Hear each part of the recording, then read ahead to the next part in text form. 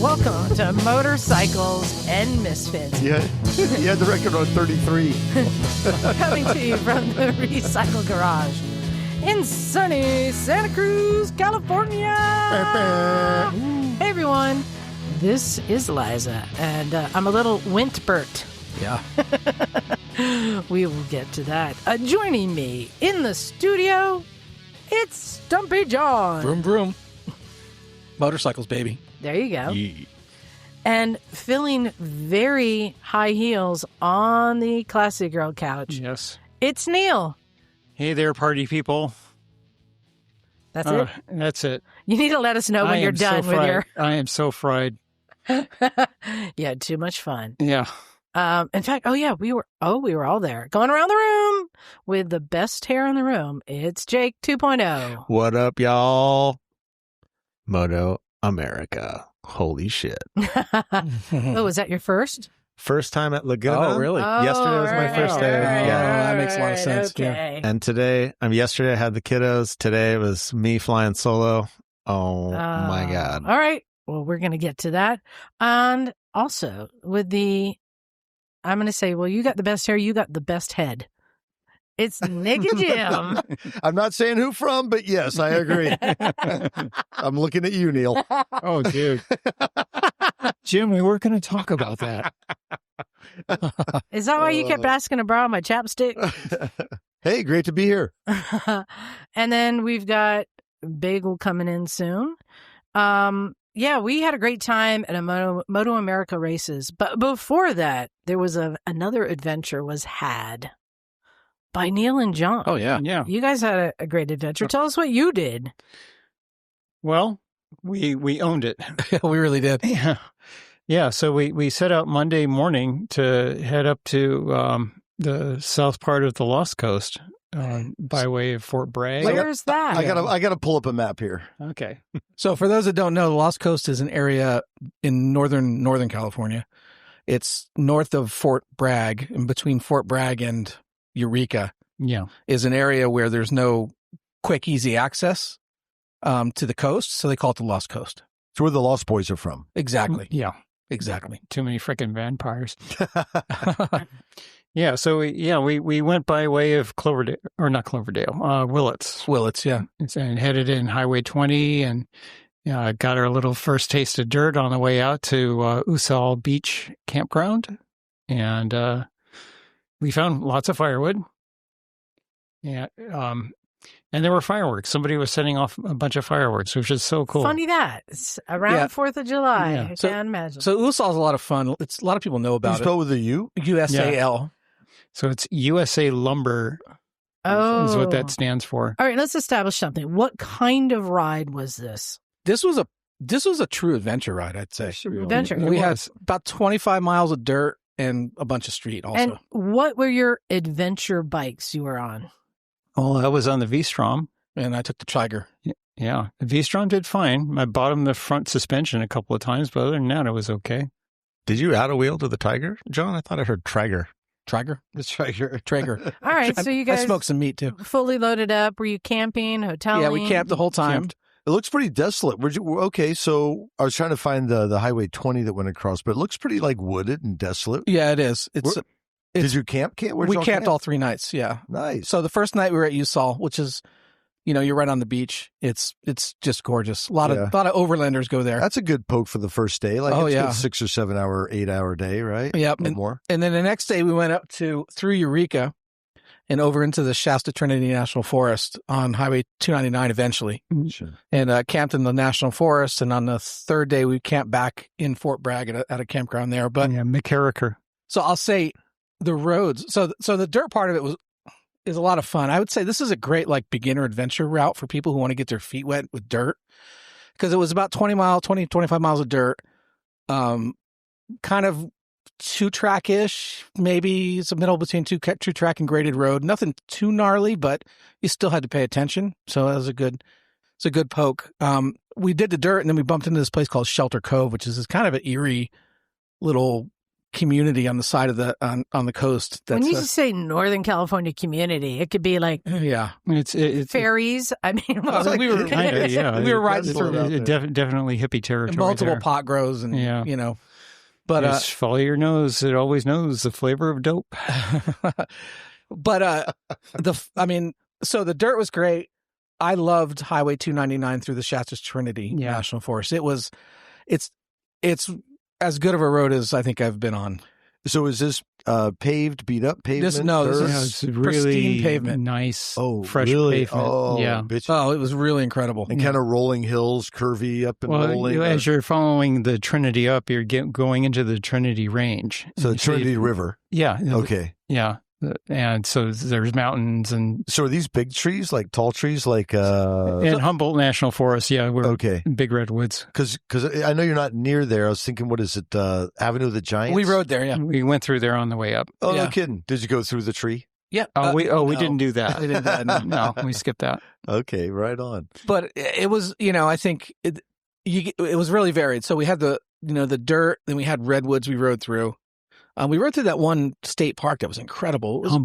Humboldt State Park was incredible. So were these were the campgrounds like state campgrounds or the private ones or dispersed? So Usal, I think, is a county. Okay. And the second one we stayed at on the Trinity was in the Trinity Forest, so that was U.S. Forest Service. So you just found a spot? It was empty. Or might have even been really? BLM. Yeah. And just to paint the picture for people who haven't been up to Northern California, I always say, anything between San Francisco and Oregon is either grapes, weed, or redwoods. This was weed redwoods. That's all of them. It's like in Star Wars, if the Ewoks were growing kind bud, that's where they would be. Yeah, we were riding along, and I was observing that, and I was telling John, says, it's nice to see roads along up here that aren't all grapes. Yeah. Because at the return leg, we went through Anderson Valley, and of course that's all planted in grape. Mm-hmm. So we ended up doing about 1,100 miles in total. Nice. And so it was a long. We had a lot of long days on the bike, which is why we were there. So I don't like hearing the stories where everything was great and the weather was perfect. I want to know about the mishaps. We didn't really have any, did we? You had a little tip over at Shelter Cove. Yeah, that was it. But no damage. Yeah. It sounds like you guys just had a great trip and kind of bonded on it. It was great. Oh, it was awesome. So I tried digging up dirt. I couldn't. One of the things it was great. We just rode at a relaxed pace. We weren't in a hurry because the scenery was just wonderful to take in, and not worried about trying to hit every apex perfectly and all that. So So we talk about adventure riding a lot, maybe too much, but so part of it, I think, is camping. You were camping off the bike. Right. Yeah. So what was what was the bike setup like? What did you camp in? Like a tent, a sleeping bag? What was the camp setup like? Okay. So what did you do for food and coffee, most importantly? Well, you had I bring an AeroPress. Yeah. He's got the bougie coffee. I brought instant because I'm a lazy ass. Mm-hmm. But so I got a Rev Pack duffel bag that's kind of U-shaped that hangs over the back of the seat. Oh, you found it in the donation room. Oh, in nice. the donation room, and it was perfect. I was able to, I had a cot and a tent and a sleeping bag, extra clothes, Frisbee, the essentials. Essentials. Got to have a Frisbee. In case you meet a dog. Right, in case you meet a dog. In case you meet a hippie. Something to shake. Yeah, exactly. Yeah, and I have soft bags for the tiger. Yeah. And I brought a 2-person tent, and sleeping bag. Yeah. Blah blah blah. So dehydrated. All dinner? dehydrated meals. Yeah, we ate lunch I out. had like 3 of those. Oh, that's right. Yeah, that's cool. Yeah. So I had my tail bag and my tank bag and just a little backpack that carry water. And that was fine. How was the weather at night? It rained a little bit the first night. It was kind of misty, and John said it sprinkled, but I was sound asleep, so I don't know from any of that. Because the weather must have been pretty nice, most of it. It was. Well, it was maybe cool a little at the coast. hot at the Willits or whatever.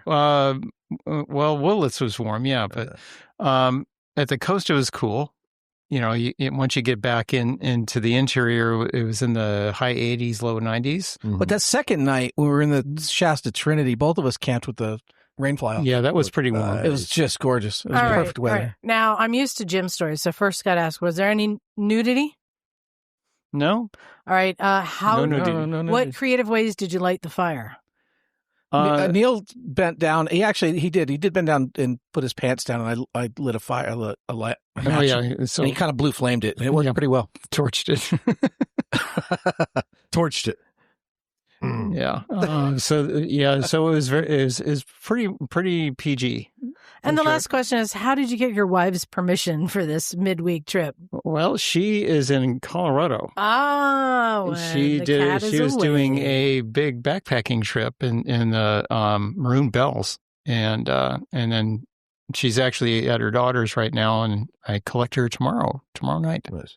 Any good restaurants up there, or anything? And the deli noteworthy? Well, we weren't really looking too hard, but we like that Mexican place in Cloverdale. Yeah, that was pretty good. You can't go wrong. Yeah, Mexican food always wins anywhere. Pretty much, yeah. I had a Cubano that was unusual, with like sausage is like 3 or 4 inches thick. So the last question I have for you, doing a trip like this, especially when you're carrying all your gear and riding long distance, you really test your bike to find out, is it truly set up and worthy of this kind of trip? So how was it? Did you find like you were on the perfect bike with the perfect setup? I have never taken the Triumph in the dirt. First time. And I was pleasantly surprised how well it did. Oh, nice. Yeah, it's we did air down the tires. Yeah, we did. Yeah, so after we left, when we rode in, we didn't. It was a little dicey. Yeah, so after we aired down, it got I could turn off easier. I can turn off traction control and ABS, so that made it a lot easier too during the dirt period. So you're happy with your bike? The Triumph did. I was so impressed. I was so impressed with that triple. I just love that motor. It's so grunty and mid-rangey. It's just a lot of fun. Yeah. And Neal? V-Strom was great. The suspension is stiff, and I smacked a couple of water bars. Pretty hard. It's a little jarring, but it didn't do any damage to the bike. Of course, I was very careful because I don't have any guards on it, or crash bars or anything like that. What year is that bike? It's a 2014. 14. That's also Okay. Yeah, they didn't introduce the XT until a couple of years later. But the fueling, the throttle control, first gear not great. Second gear would just plonk right along. It wouldn't stall, so it made it pretty easy to ride that way. So yeah, I know I was pretty happy with it. I had experimented with it already on Buzzard Lagoon, so I kind of knew what it was going to be like riding it in the dirt. And so yeah, just standing up on the pegs and doing my thing with that is no problem. Come right back. Yeah, got it. Totally. Well, cool. Well, that segues nicely into our next segment about MotoAmerica, because there were test rides. There was test rides galore. Jim, did you do any test rides? I didn't quite make it. We were too busy having fun. Yeah. Jake, did you do any test rides? I didn't, but I was looking at the Papeo at the CF Moto tent. Yeah. We rode them this morning when I was, waiting for the parade lap, and I was like, should I do it? But the racing was just too fun. I know, that's what I signed up for too. Well, and before we get into it, I want to say Bagel has joined us. What? Bagel. Hello, Bagel. Okay. Bagel, you're looking kind of lobster-esque there. It looks like you had a good time at some point. Yeah, I was probably just out doing yard work. It's mighty warm up here today, actually. Well, it was great. I mean, Laguna Seca How is the weather up there in Velveeta? Toasty. The interesting thing about the weather out here at Laguna Seca, in the mornings when we're riding out, we're putting on all the things because it is fogged. It's foggy. And I saw they even had race delays early in the morning. Yeah, they delayed from practice. The fog. Yeah, because of By visibility was nothing. Noon, the sun has come out and you're in that dish. The Laguna Seca is an old, like lagoon or lake. And so it blocks the fog and the wind, and it got hot. It was like warm. Yeah, it was a little cooler today than it was yesterday, I think. So you go through all the weathers.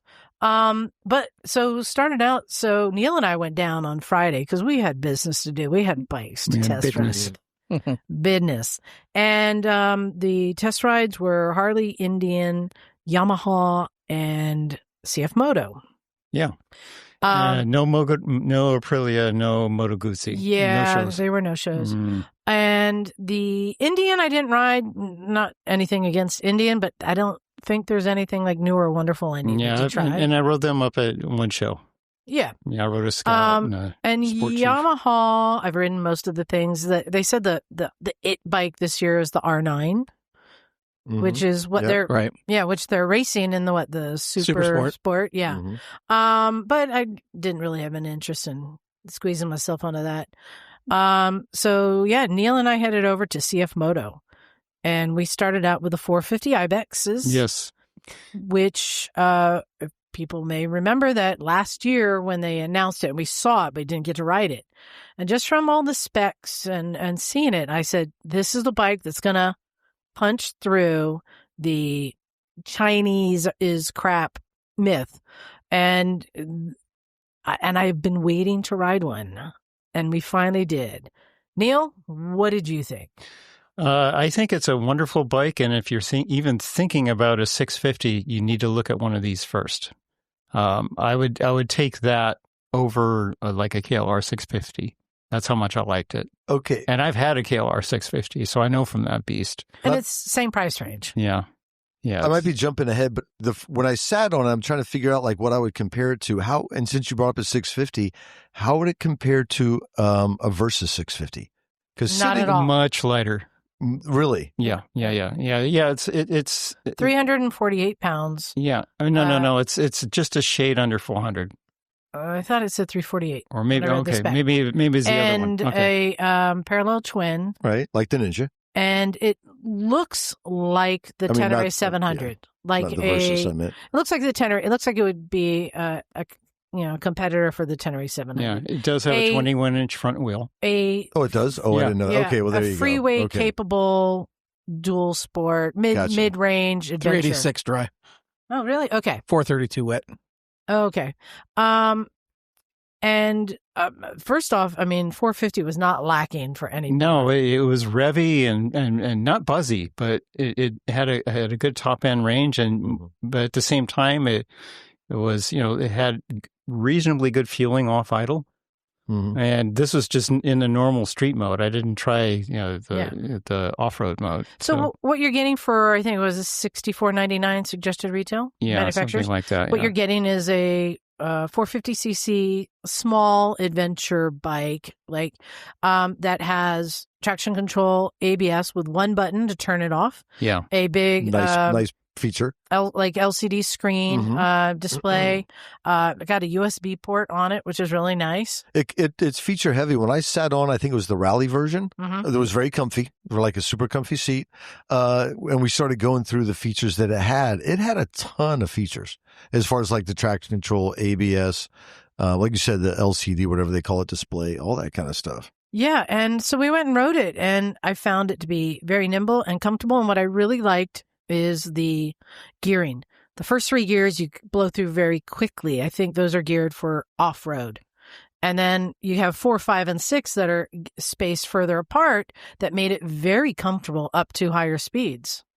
So kind of in the context of our earlier conversation, would you take this bike on your Lost Coast ride? Oh, 100%. Absolutely. And how would it compare against the bikes you rode? Like, would it be preferable or? Yeah. Because y'all covered some miles. Yeah. Well, it would have been hard to do the 85 miles an hour we were doing coming home, though. Yeah, that would have been a challenge. That would have been, but. Well, we also rode the Ibex 800, which I believe I'm not positive on this, but I think it is the KTM 790 motor because they make the motors for the KTM 790s. Anyway, just a little bit larger mid-size adventure bike, but we both found that was just a lot more work. It was fine, but it was a little more work. It was in sport mode, and the fueling on that one at low RPM was uneven. Yeah, and that was kind of annoying, and I would find that kind of a turn off if I were riding it off road. And you get it over 6,000 RPM, and it kind of went into a beast mode, which is then you had to like really manage. That's it was like fun, but it was also like this is a lot of work. But it may have been a fueling issue. You could have switched to a different. Yes, exactly. Well, I talked to one of the people and said, "Oh, there's $100 fix for that." And it's like, okay. Oh, it's okay. But I really liked. I liked it, and on a full tank, I looked down on the Ibex 450. It said it had a range of 211 miles. Wow, it's 4.5 gallon tank. Yeah, that's nice. But the 800 only had a range with a full tank of like 201. Interesting. So that's the benefit of having a smaller bike. motor. Yeah. Yeah. Yeah. So really liked it. It's on my list. Yeah. Would like to have. Yeah. highly One consider. drawback with the 800 is 19-inch front wheel. Yeah. Yeah. That needs to be a 21. Yeah. The 450 is really a dirt bike. I want to test one and get it in the dirt.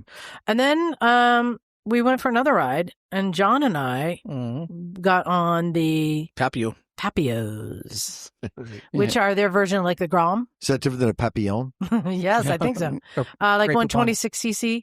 And I got on the little sport bike. You saw that one, Jay? The rear set. Really cool. boy. Yeah, the rear sets and fairing. With the LED graphic display. thing Yeah. on the sides. John got on the upright. That had a little bit of an ADV style thing going for it. And then Neal, the wild card. I got on the 676 SS. There's a little triple sport bike. Mm-hmm. Oh, okay. Yeah, that was fun. How did it wheelie? I was trying not to because I didn't want to get banned from their stand. But yeah, it has a really high revving, nice sounding triple. It's small. It's very. I even for me, I'm 5'8". It reminded me of like an R6. So CF Moto making a triple. Yeah, Or with a triple motor. Yeah. Okay. Interesting. Yeah. So if it was physically small for me, I would need a little bit more room to ride it. But for somebody who's buying like their second bike after they've graduated from a 250 or 500, I think it would be a good choice for a low cost sport bike, just based on the motor alone. We were all in comms, and he was loving. That's it. awesome. Well, it sounds like all y'all were just ringing the shit out of him. Oh yeah. Well, and I was going to say, we'll get to the more ringing out. I was going to say, yeah, the 450 was my favorite bike. I was letting my inner squid fly. But the Papeo. Papeo. I was about to say Papillon. Thank you. Now I'm going to say that every time. The Papeo Sensable. was my favorite test ride because we're out on a group with people on larger bikes, and John and I are in the back on these mini bikes, Goofing off. Yeah, and realized They are pit bike size. we need to ring it out to keep up. Like, just ring it out. And they told me, I just need to ring it out just because. Yeah, they said when there's going to be a shift light that comes on, just ignore it. Yeah. No, I didn't. I actually used that. I made sure it was always on. If it went out, I needed to get back on the throttle. So, John and I have differing opinions here. Of course. But I did leave him in the dust. No. Oh, right out the gate. Well, number one, she had like track knowledge, so that was helpful there. She So how does that? Wait, did you take him on the mini kart track or on the? No, it was a street. So here's the thing. She's blowing through red Hold lights. Hold on. frickin' No, stop hold signs on. and everything. Because there So was here's that the mini thing. track down there. Hold on. No, it wasn't that. Hold It's a loop So going 68 to 212. They had they take you out on a Highway 68, take you around the track back in the back entrance. But at that time, there was something happening on the highway. Yeah, They had it 68 shut closed, down. yeah. So we couldn't actually leave. So just adjacent to the racetrack is a neighborhood. That's where like Wayne Rainey and all these rich fuckers live. There's a neighborhood up there. And they just took us in circles in the neighborhood. We're bombing the shit Ringing out out of these. It's like, And so, like, once we're 126 coming cc, is that around what the it is? second time, I'm like, I know the turns. And I'm like, I'm just going to stay full pin. I'm not going to touch the brakes. I'm just going to Watch out, hold it Martha full coming pin. through. And I just would downshift into the corner, but keep it full pinned and then upshift out. And here's the stop sign. Just stay on it full pin. Take a right through the stop sign because it was all right turns. Well, I'm starting to side with John here. Yeah. What? We had to catch up with the rest of the group. And so I was of course, I'm just, gone. he's gone. And I was just, I had a blast. So 5 gears, shifts like a normal 6 speed. motorcycle. Yeah. 6 speed, speed. wasn't it? Yeah, 6-speed. Highway gear. Yeah. Yeah. Oh, I got mine up to 61. I think I was at 57. They said that the Highway record capable? was set by a 21-year-old who got it to like 69. I'm like, I want to go again. Nice. But then I'm trying to catch up to the back. I've left John. I can't see him. He's way back there going on that road back to the track. And I'm trying to catch up, and you come up to where there's the pull off to check in and get your tickets and everything. And I see a Harley trike and a Harley who had gotten their tickets, got on their bikes, and now I'm trying to catch the group. So I bomb right through the cones that are set up where you're supposed to stop and show your ticket. I just bomb through, and I look, and I see them coming to merge, and they never looked over their shoulder. Never once, emerged right in front of me, which I saw it coming. So I had to finally, I had to let go of the throttle and slow down. And that's when I started to see John in my rear view mirror. I'm like, you did preface that with, I bombed through the cones. So they may not have been really paying attention to someone bombing through the cones. So now the truth be told. But had a blast. I mean, they were fun, wouldn't you say? Yeah, it was great. Yeah, they're fun. They looked great. I want one. I mean, if you haven't seen them, Google them, and because the little racy looking bike looked like a hoot. So Liza, would you take the TNT over that, or that over the TNT? Oh, I like the TNT a lot. Oh, you like that better? Well, but if I was going to do a track, and that's what I was saying, that little SS Papeo would be great for doing go-kart tracks. And it was comfortable, to sit on. Oddly enough, I thought it was going to hurt. I sat on, it's kind of comfy. So those all the bikes that you guys just mentioned and the Honda Grom are in the Mini Cup, which is a newer thing. They had that Grom in the red, white, and blue livery, and then they have all the age groups. There's different CCs, but they're starting kids at 6 years old, and then in the bigger group, which would be Gromit's age, they. All those bikes were listed, the Benelli, the Papeo. Yeah, that occurred to us when we were looking at that. And I was wondering, is there a race class for this? And you just confirmed that. That would be a good alternative to an Ovale as a beginning racer. The Ovale is I understand, what the Ovale's place is. It is truly a training motorcycle for people who are serious about racing. You have to have an Italian passport. Yeah. So, I mean, they're just fun. And really, the ultimate fun is riding a slow bike fast, right? Mm-hmm. Yeah. And so I had a lot of fun. It was great. Riding fast bikes fast is fun, too. yeah, exactly.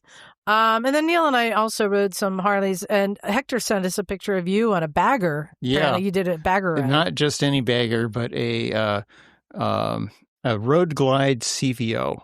In the most beautiful blue color scheme I think I've ever seen on a motorcycle. It's just gorgeous.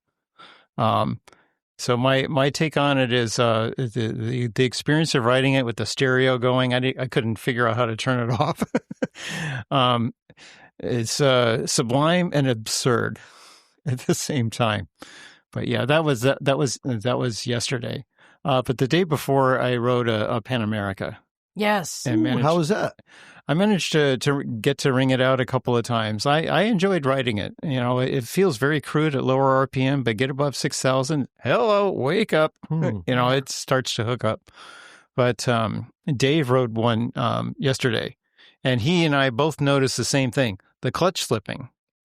When you okay, you were saying that. Yeah, goosing it in third gear or fourth gear. We both noticed the clutch slipping. So it's like, is that a bug or a feature? That's a good question. A rev limiter or a traction control? It just felt like straight up clutch slippage. Like a jetter spring gone bad. Yeah, could be. Well, could be. We got all those test rides done in the morning. Then we crossed the pond to go over through the vendor village, say hi to people we know, and then make our way to the races. Now, one of the things that's special, iconic about Laguna Seca is the corkscrew.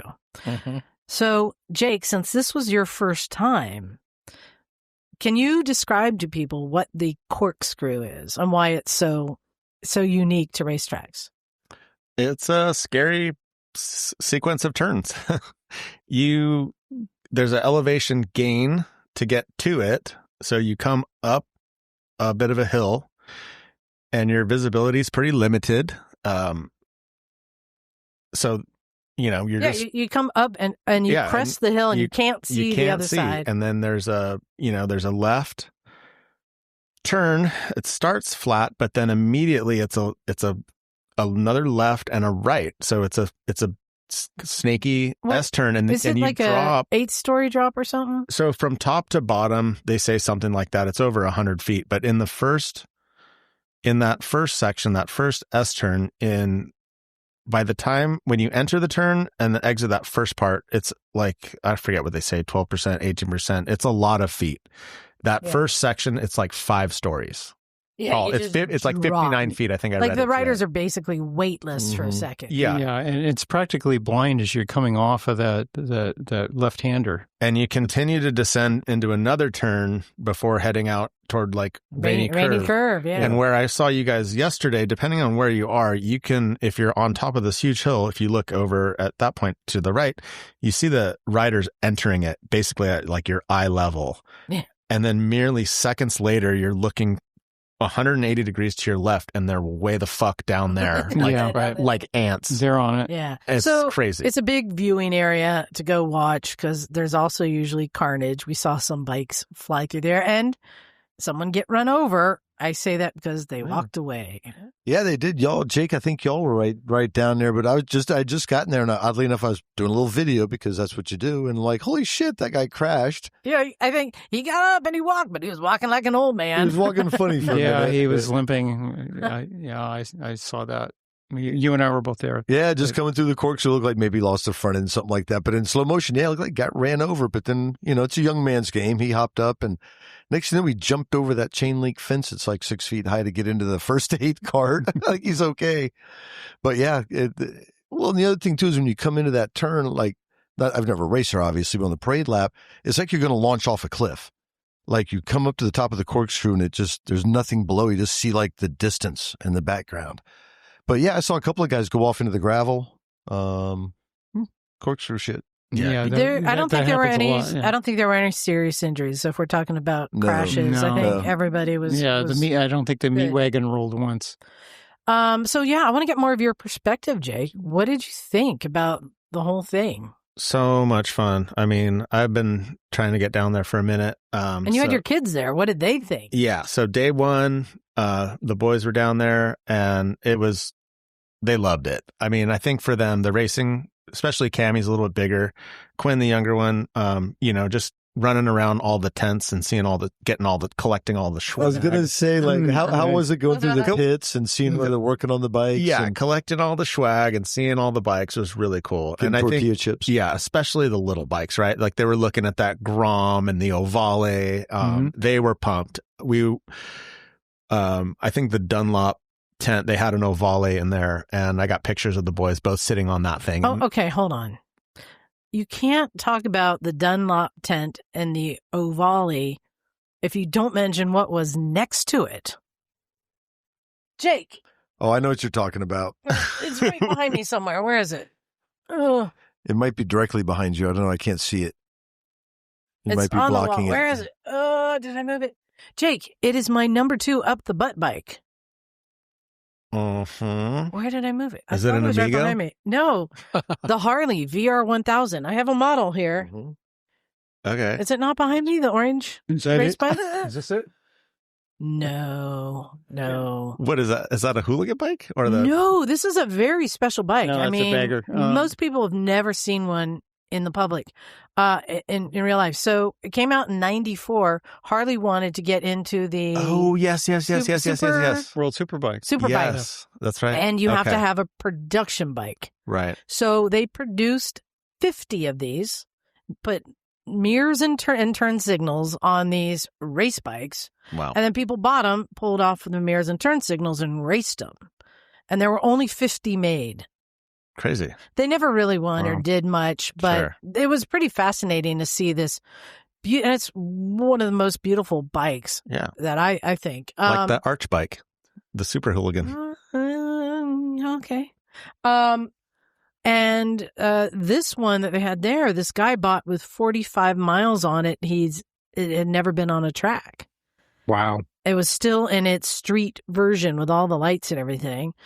With 45 miles, and he bought it and went through and had to pull everything off that's rubber and replace it because he's making it a road bike. Wow. And he loaned it to Dunlop to have on display. But that is a really cool bike. I've seen one before in Solvang. Wow. But yeah. So that was cool. But you went straight for the mini bike. Yeah, I mean, we had the kiddos there. So yeah, exactly. So we're doing all that and kind of keeping them entertained. Hiking up to the corkscrew with them was a lot of fun. Like Jim said, we found Scotty and Hector, and we all were kind of posted up underneath a shade tree. And we had a front row seat for that. GS Dave and Josh. And exactly. Yeah. Neal, and we were all hanging out, and we had a front row seat for Waddington Bear when he spilled on the corkscrew. And that was insane. And then, coming back down, we just hung in the grandstand for a second and watched like that super sport race. And then it was time, it was a long day, and it was, it wasn't hot. I know it gets crazy down there, but. Well, what's nice about the corkscrew is there's a good amount of shade to be had there. Right. But we were feeling it. So, we had an early day yesterday, but this morning I was there at 8:30. I showed up. My pants were soaking wet after that morning ride. And you rode the fat boy down there, right? Oh, yeah. Oh, boy. Yeah. That was interesting. Did you park in the Harley parking lot? I did. I had the full HD experience, dude. It was pretty wild. Because you had the HD ticket, right? That one's orange. Yeah. And the parade lap was insane. So I was kind of nervous, honestly. Like I was getting in line, and I'm like, okay, here we go. And there was, a million Harleys. Fucking chaos. It was, oh, God. And there was a couple people in front of me, though, and there was different bikes. There was 90% Harleys, but there was this person on a KTM Duke in front of me. They were fucking Power Rangered out, and there were people. I'm like, oh shit. I'm like, I'm following this person on the track, and then they ended up taking it pretty mellow. So it was chill. Like I got up there, and the corkscrew was kind of the weirdest thing. Yeah, and when you come over that hill and you get that perspective. Totally. And I was just like, I don't know, I guess I forgot it was just a parade lap, right? Because I'm like, oh, shit, I'm going to fucking get me over here to the side. I don't know what's going on. But then, it was cool. The CHP guys kind of were jumping up in front and kind of brake checking people that were getting a little bit out of line, but they weren't really worrying That's about why you start at the back. Right. Well, I mean, it was cool. And Exactly. I did not expect to at all. But like on some of those straights and the wider turns, like I hit the throttle and I was like, fuck yeah, this is so cool. Yeah. I was pumped. Was it one lap or was it? It was one lap. Yeah. I mean, it's cool. it's so busy. 2 laps would have been amazing. It wasn't. I wanted to find Kayla at the Ducati and be like, dude, your parade lap at Mid-Ohio was so much better than this because we got to go around like 2 or 3 times. But stoked for her too. Good job on pulling in a number 5 today, Kayla. Oh, good. Yeah, his second super sport round. Oh, nice. Yeah. But yeah, good times. Yeah, what did she place yesterday? It was 5 or 6. I want to say 10th. No. It was in the race. She gridded 5th, and then she came in 10th or 12th. Yeah, she was hanging in 10th for a while, and I think something may have happened, but it still ran a good race. Yeah, so well done, Kayla. Mm-hmm. Hey, you guys want to play a game? Yep. All right, Bagel, you get to play. You get to be involved now. All right. Okay. This game, I love coming up with these games. This game is called Only Wrong Answers. Okay? I think we can do that one. You have to give a wrong answer. That's what we're best at. If you give a right answer, you will lose a point. Okay? If you give the wrong answer, you get a point. It's that simple. All right. So what I have here is I've written down a bunch of common motorcycle slogans or phrases. And I've removed the last word. So I'm going to read you the phrase, and all you have to do is fill in the last word. Only wrong answers. Remember, if you give the right answer, you lose a point. All right. Everyone understand? Mm-hmm. All right. Let's start with John. Yep. All right, John. You meet the nicest people on a... You meet the nicest people on a toilet seat. Okay. All right. Point for John. All right. All right. Neal, live to ride, ride to. Not crash. Okay. You get a point. See how easy I thought this that is? was right. All right, Jake. 4 wheels move the body. 2 wheels move the... Penis. Oh, God, you're regretting this already, actually. All right, Jim. Yes. Life is a journey. Enjoy the... Big bottom girls. That's another point. Keep the rock and roll go around. Yep. All right, Bagel. Such a naughty nanny. Leave the pavement. Leave the pavement? Yep. Leave the pavement. Finish the slogan. And catch some air. Smoke menthols. Nice. God, this game is dumb. Okay. All right, John. Yeah. Ride fast, live. Boringly. Boring. Okay. You get a point. All right, Neal. Let the good times. Fall off the edge of the earth. Yeah, I'm regretting this. Okay. All right, Jake. It's only going to get worse. Bikers do it. Celibacy. Bikers do it. Celibacy. Oh. Bikers do it better? You lose a point. Oh. Point 2, -1. See? That's how you play the game. You got me. Yes, exactly. All right, A Jim. lot of pressure all of a sudden. Yes. Own the blank. Alex, please repeat the phrase. Own the blank. Own the man. Okay. Well done. That's a point for Jim. All right. All right, Bagel. Yes. Get lost in the... Get lost in the coffee aisle at Costco. Point. All right. That's where the action is. All right, John. Yeah. Let the adventure die a horrible death. Oh, John. John. Dude. Hey, it's wrong. Okay. Yeah, you shouldn't work for an advertising agency. All right. Neal, ride like there's no House payment. Yeah. That might be the best one. Okay. That might be the best one. Now we're warming up. Okay. Jake, born to ride, forced to. Born to ride, forced to fart.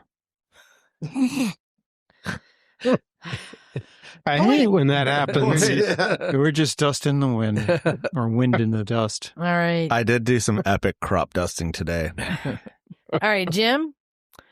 When in doubt, throttle it. Throttle it out. That's a negative point. No. I thought that's how you play this game. Jim, -1. Oh, see? Yeah, I'm getting it. I'm getting this now. All right. So right now, that means Bagel, Neal, and John are in the lead unless one of them gives a right answer. Oh, I thought 0-1. All right. This is Bagel. Yes. Riding makes one. Very tired. Yes, that's true. Point. All right, John. Mm-hmm. Loud pipes save. Little babies. That's a point. Okay.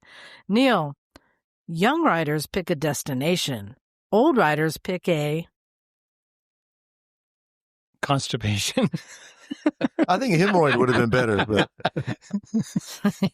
Okay. All right. Pick their nose, or pick their nose. I don't know. All right, Jake. Grab life by the... Love handles. That was very close. it's kind of close. I think you might get partial credit. No, he's got it. All right, Jim. Yes. When life throws you a curve... You hop on a motorcycle. All right. I'll there take you that as a go. -1. No, That's not right? That is the wrong answer. Oh, damn it. All right. And Bagel. Oh, hey, Yes. Steph's here. Hey, Oh, Steph. all right. Well, Steph Hi. can jump in on. There's one extra. Bagel. Yes. Live fast and ride. A unicycle. All right, Steph. All you got to do is fill in the missing word. Wrong answers only. If you give the right answer, you lose a point. Okay, ready? Your phrase is ride or There you go, sleep.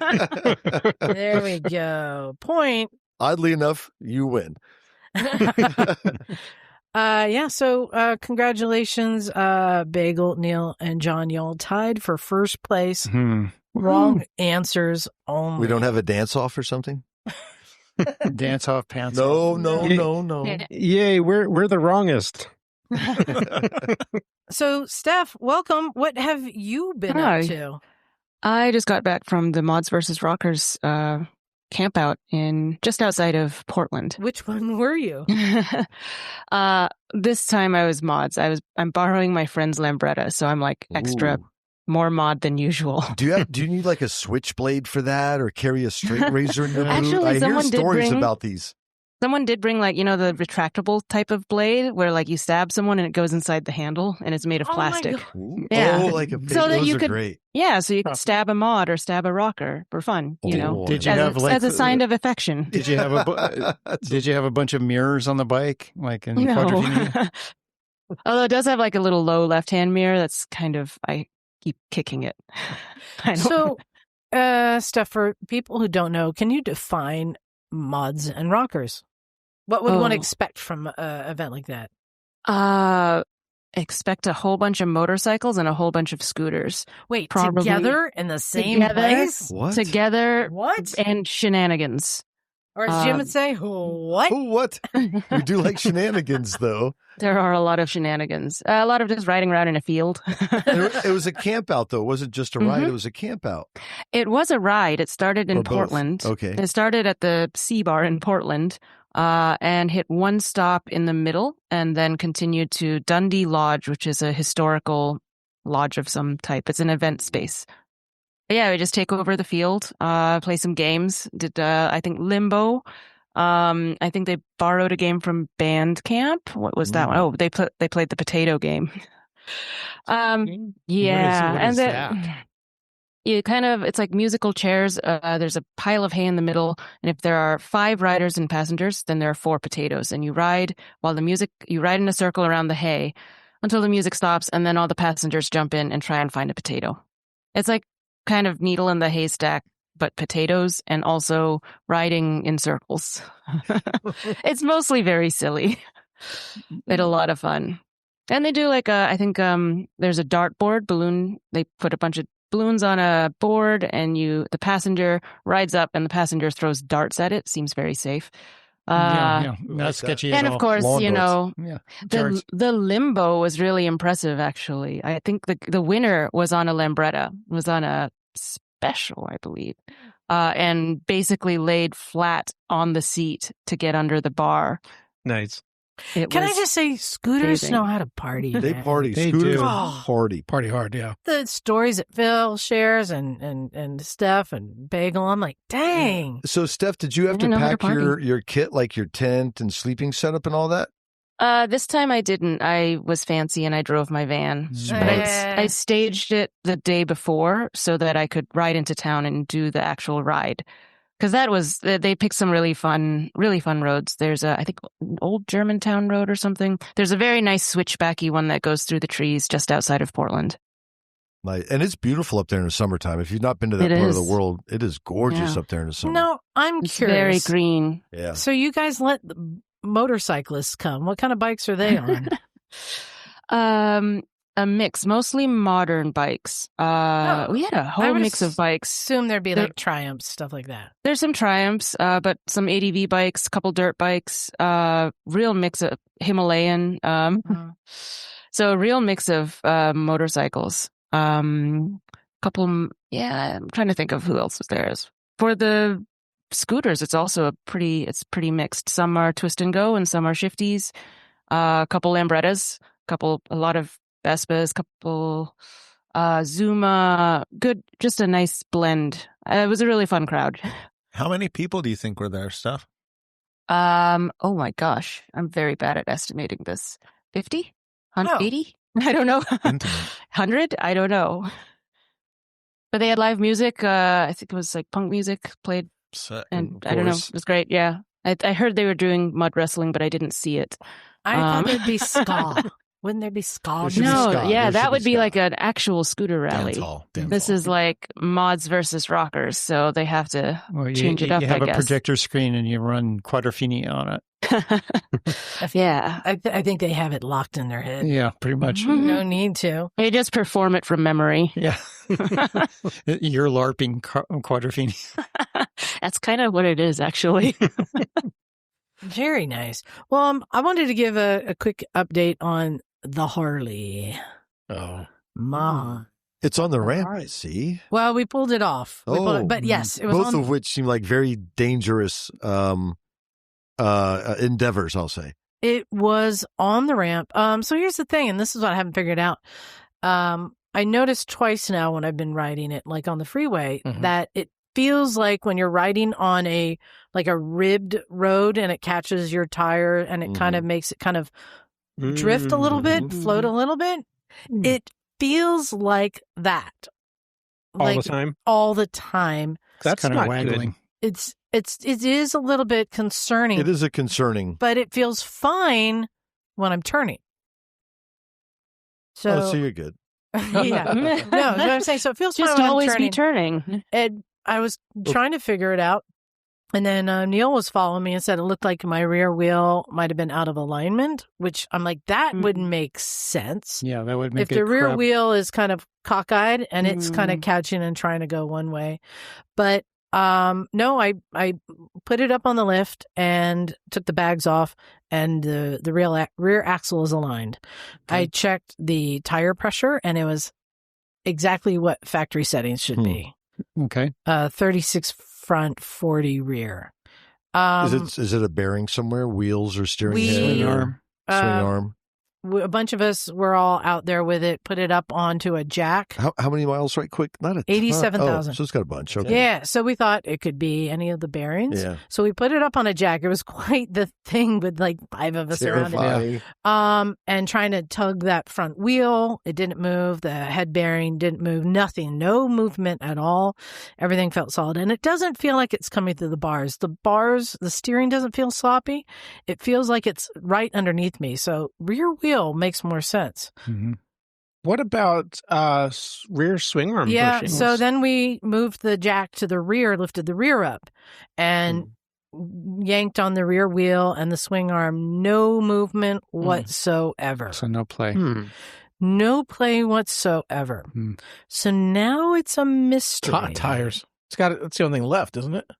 And the tires, they're old. They're from 2019. It's but belt drive, yeah. Yeah, belt drive, but plenty of tread. It hasn't had a lot of miles since those tires were put on. And they're not cupped or And they're anything? not cupped. I visually inspected the front, not the rear. No, I didn't see any cupping in the rear. I didn't. Yeah, no cupping. We were looking up things. It could be suspension, but the air ride was low, and I had pumped up the air ride to like 2 up specs when I took Mrs. Stumpy, and I felt it with her on it too. I don't know. I'm running out of things. Yeah, Bagel? Is there any chance that maybe the frame has a crack in it or something? Well, I'm possibly, who can see it? There's a lot of stuff, but it's all steel and there's not really any rust. And there's no signs of damage from any crashes because, it has giant fairing. Like there would be scratches. Yeah. It's all there. It's all stock. It's a 1991. So no signs that it's been down at all. Unless it was repaired. But it's not a salvage title, right? No.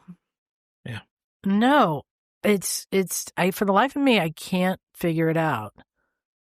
But I don't like the feeling riding it on the freeway. So I parked it and took the Nikon down Saturday. Yeah, so maybe somebody out in listener land has some experience with this, and we could pick their brain about it.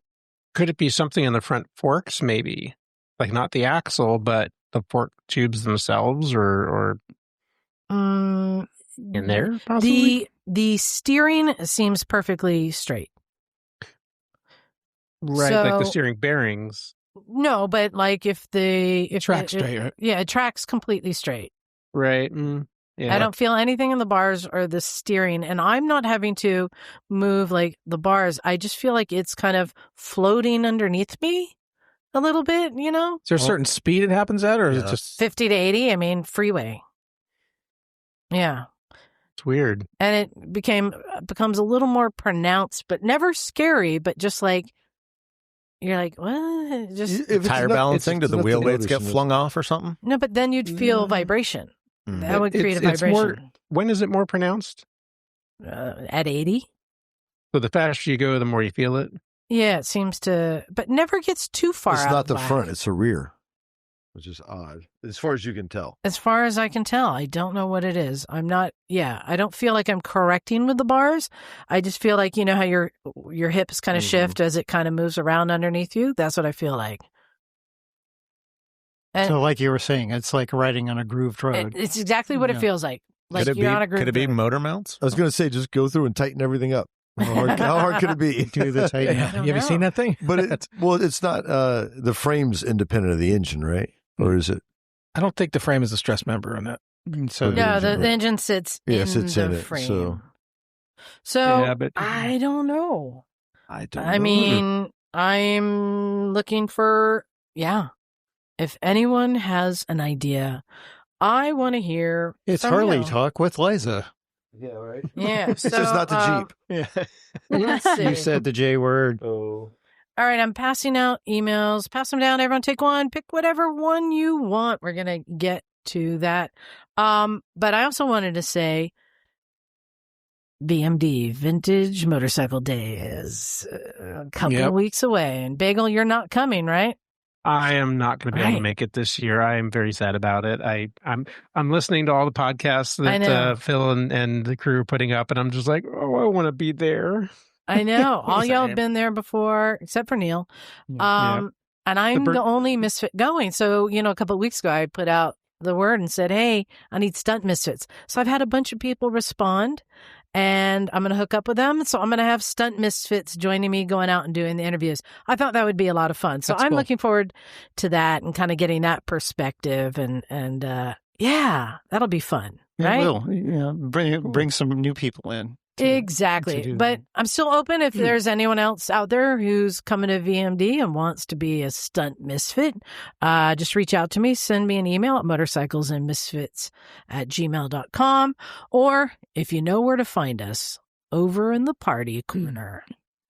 Or you might run into me in the woods at dawn. You just never know. on a scooter. So the question is what pit bike are you going to have while you're there? I have my Benelli. It's in Ohio. Oh, no, I own one there. Oh, that's right. Okay. And Phil pulls it out every year. I Yeah, ride it for right. 4 days. I think I now have 100 miles on it. Wow. So it's the Liza Benelli. It is. Uh, And it has knobbies on it. Nobodies. It's got knobbies. No, it is a perfect bike for getting around vintage days, going through the woods. I think you've all ripped on it. Will it flat track? It'll barrel race, I can tell you that. I should bring it up. Whatever happened to that sidecar? It's on the roof of the garage. Good spot for it.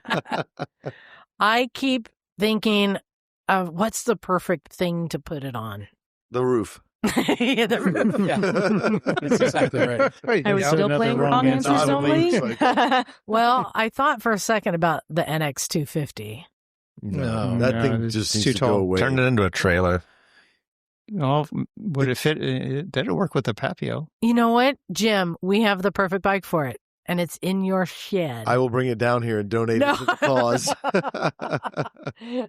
That thing's only meant to the hurt Coleman people. mini bike. Yeah, Oh, That could be a death trap meets death trap yeah. meets fun. Oh yeah. There's And you know what we could do? Gift it to Jake 2.0 for his kids. No. What do you mean? No. No. That just because sidecar is cursed. Not if it's on the right size mini bike. We'll name that it the could be Mangalore. yeah. What it needs is a fender so you can hang off it. He's got that Pole Start Coleman mini bike. Yeah, I think we should pull the wheel off it and put 2 fucking skis underneath it. Drag it. Yeah, all right. I think that needs to be a chariot, personally. Exactly. Well, we got a bunch of emails to get to, so let's start with emails. Bagel, you have one there you want to read, or do you want to give one I to do. Steph? Do you want to share one with Well, I've got one here. Okay, go ahead and you start. Yeah, I got one from George. He says, "Hello from sunny southeastern PA. I just wanted to drop a note to express my appreciation for your show and its positive message, fart jokes included. As a motorcyclist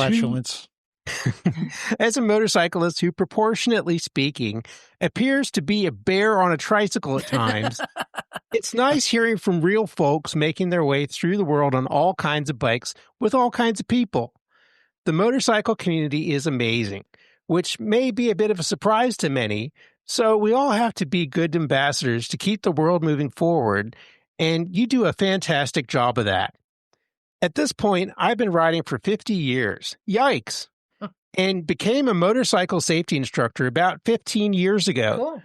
I've worked in a few different curricula and now work as an instructor and trainer, taking classes to the masses, as well as teaching others, the next generation, how to teach students at all levels.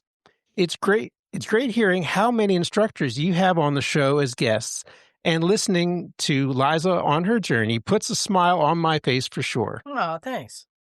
What many may not know is that here in PA, motorcycle training is free to PA residents at the point of service. That is cool. Nice. Have a permit, you can take the beginner, intermediate, or three-wheel beginner courses for free. Have your license, you can take any class, including advanced, for free as well, as often as you like. What? The program is entirely funded by motorcyclists for motorcyclists. While we can't offer on-street training, we do offer Advanced Rider Course Level 1 on the track at either Pocono Raceway or Pit Race at no charge to licensed PA residents. That's great. 4 times per location per year. It's an ARC course, not a flat-out track day, where you ride what you bring and have advanced instructors teaching classroom sessions, then lead/follow on the track, providing coaching trackside or back in the classroom. We break students up into different groups based on skill and comfort level and work with folks who do track as well as small displacement bikes that metro. It's a fantastic opportunity I look forward to every year. The PA Motorcycle Safety Program started operation in 1985 and 40 years later is still going strong. I'm happy to be a part of it and will continue as long as I can, giving back to the community and helping to train the next generation of instructors to keep the program going. Thanks again for all you do. Regards, GP3. How cool is that? That is fantastic. Yeah, that's awesome. It makes up for the weird liquor laws that they have. Yeah. No, and I was trained by the Pennsylvania Motorcycle Training Program. In fact, did you get an email from or a message from Craig today, Jim? Yeah, about class. Yeah. Did you get a message from Jim? From Craig? Yeah. I've already taken the class, so.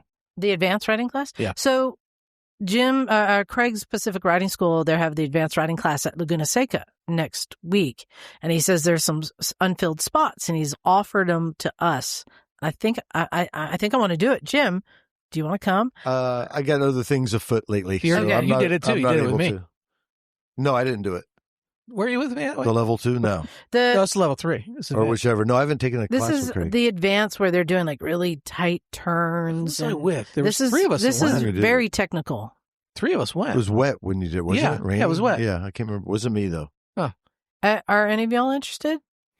Is it Saturday? I wish Saturday. If it was Sunday, I'd be game. Yeah. So thank you for that email. I have one here, and this is interesting because it says, "Huzzah, motherfuckers! Happy birthday to Liza this week," and then I have to turn around and say, "Happy birthday to Jim." Oh, I was going to tell you happy birthday. Yes, we share birthday months. Yeah. Yes. When was yours? Almost weeks. Is it? It was last week. Yes. Jim's birthday last week. My birthday coming up this week. Well, guess what? It's Ethan's birthday too. So he says he's got the same birthday as me, the 17th. I went online last night and bought myself some birthday presents. Good. Yeah, I ordered a new helmet and a new Senna. Oh, good. You were due Oh, for that's the awesome. Which Senna did you get? I ended up getting the one that you have. Oh, the 60S. Because I found a better price. Awesome. Yeah, I found it for like $340. Okay, that's like what a 50S sells for. So yeah, it was just a little bit more than yeah, the it's like 50S. $460s. I paid too much for mine. Yeah. Bad Neal. What helmet did you get? The same one. The 18. No, there's Scorpion. My fourth one of the Scorpion XO 950. Is it not the same graphics, is it? No, they discontinued that. I've had 3 of the same graphics. And yeah, so no. Hey, when you find what you like. No, I got a new one. It's the high-vis yellow. Yeah, modular. With like a world map on it. Looks cool. Yeah. But yeah, so I went ahead and ordered that. So what do you think Ethan's doing for his birthday? He's got a plan. He says, so the 17th is my birthday. So like I've done in the past, I perused Twisted Road's offerings here in Portland, Oregon for my annual birthday ride. Public service announcement. If you take 2 rides on Twisted Road, you get the 3rd ride free. No joke. What? Oh, Nice. Really? Now, Wow. here's the deal. He says, this was my 3rd ride. So what did I do? Looked around for the most expensive bike available. Oh, nice. Of course. It just so happened to be a practically new Kawasaki H2. Oh, jeez. Oh, my goodness. Holy shit, this bike is insane. Let's I just bet. say, first time above 140 miles per Oh, hour. wow. Oh Yeah, my God. very easy to do on that bike. That's fast. Oh. Yeah. I was scared to keep it in sport mode, and after 550 miles of twisties through Oregon and Washington, I still didn't want to get off the bike. But at the end of the day, I knew it was the right thing to give her back to the rightful owner and not be tempted for another 365 days. Talk about a bike that makes you want to do bad things. On a different subject, a buddy who lives in Pacifica, that's down near us, and I are going to do a 10-day dual sport ride in north central Mexico next spring. Oh, nice. Wow. Trailer the bikes down, stay in a cheap hotel in Cloverleaf out of Creel, Mexico, or someplace similar. We're looking to buy a couple small, cheap, old dual sports, $1,000 or less. Maybe I'd even buy it, fly down this rider, and come to the garage to fix it up. Any of you have a bike or pair of bikes that fit the bill? Also, any suggestions on a cool place with mountain riding in Mexico? Liza's got a good deal on a Harley. Will that That is work? not Baja. Cheers, Ethan. P.S. So good to hear Knock on the podcast last week. For all the fucking a knock that goes on, he really is just the best. Yeah, he brings it. Liza, you have a dual sport for him. I do have an Next old 250. dual sport for sale right now. I haven't listed it because I'm just waiting for the title to come in the mail. What I have might be the perfect thing for this. I have a 1989 NX250. It's a sweet little bike. It is a good bike. Sweet little bike. I got it. I think I mentioned I got it around the same time I got the Harley, another bike I didn't want to buy, but I did. And it'd been sitting for 10 years. So I've gone through it and it runs great. It's all complete. I've made all the things work. And I would say like the one thing, if you really want to like take it off road, I would say new suspension. Because it's kind of worn out, but everything else, it's a fun bike to rip around on. What was amazing is it started after sitting. I know. Like it wants to run. I know. I would think that in that year, it has probably the rear shock is a lot like an XR, which means it's gas and it's probably rebuildable. Yeah, it could be. And it can totally be tuned to rider weight. And it's, is it 33 millimeter forks? Does that sound right? Which, heavier fork oil, heavier springs. That's not a big deal, even if you keep it stock. I put more, there were already spacers in there, and I added more spacers to the springs because it was too soft. That's why I'm like, I think it's probably time for new shocks. I'm going to be asking $1,500 because I, got all the registration done. It's a running titled bike. I mean, titled, ready to go bike. Exactly. So I have that. We have a latecomer to the show. Chris, are you there? I'm here. Can you hear me? I can. Jim, you got to bounce? Yeah, I'm going to get off. Why don't you go since Chris is coming in? For sure. Right on. Good seeing everybody. Yeah. Right on. Bye. All right, Jim. Chris. Hi, Jim. Hey, thanks for joining us. Sure. I'll take that email. Thank you. So, Chris, you just did a thing. Yeah, I did a small thing. What'd you do? I rode in the scooter Cannonball. Woo! Yes. I knew Stefan Bagel would like that. Congratulations. I like your background photo too. Yeah, that's what happens when you park facing downhill and get off the scooter and it falls over. It's gravity, just making sure it's still in effect. That's right. So we talked to you a few weeks ago, and yeah, you were doing it then. You were in the middle of it, right? Or just beginning? Yeah, just beginning. That was the end of the first day. And the reason you got into this originally is because you're an iron butter. And butter. Their back started, but they had taken a pause, and you were looking for something new, right? That's how you got into Scooter Cannonball? Sort of. I've got a friend of mine that did it a number of years ago, and I was actually looking for something different. So I was planning on doing the Scooter Cannonball, whether or not the IBR happened. And it was one of those things where it popped up. I was like, great. Then I looked at it, and usually it starts on the East Coast and ends on the West Coast, or vice versa. And this year they threw the curveball of starting in Oregon and ending in Texas. So I said, what the heck? And I signed up anyway, along with like 25 or 30 of my friends. Nice. And what's your steed again? It is the Yamaha X-Max 300. Bagel, would you call that cheating? Is that too nice of a scooter? No, that's quite a good bike for a Cannonball, I would say. I mean, I'm not too that's what I'm familiar saying. with It's that too myself, but- nice of a bike. I thought the whole point of Cannonball is you need to suffer a bit. Well, that's your decision if you want to. I mean, you don't your have jam, to. I mean, there is enough suffering built into the Cannonball as it is. You don't need to add to it unless you really want that. or you're Scotty. Yeah, true. exactly. Well, I have a friend of mine that chose to ride something a little bit older. He rode a 1949 Cushman. So There you go. Ooh, Yikes. ooh, ooh. so he made up for the rest of us that chickened out and rode the X-Maxes. Yeah. Well, why are we talking to you? I want to talk to that guy. No, I'm kidding. So Chris, how did it go? So remind us, because it's been a while since we talked with Bagel about this. Is it a race? Is it a competition? Well, I've got my theories, and then there's the public statement. So the public statement is it's not a race, but they're awarding points based upon, how quickly you get to the checkpoints. So, Bagel, didn't you that a say race? that there was something, if you get there too fast, you get penalized? Is there something like that?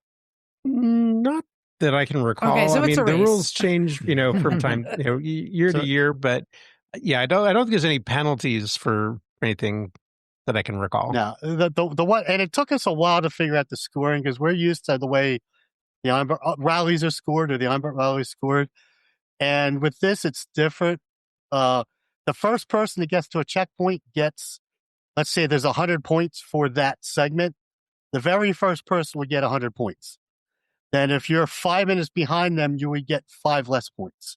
Okay. But then you throw in the fact that a Yamaha X-Max with a 300cc basically engine, my handicap is 127%.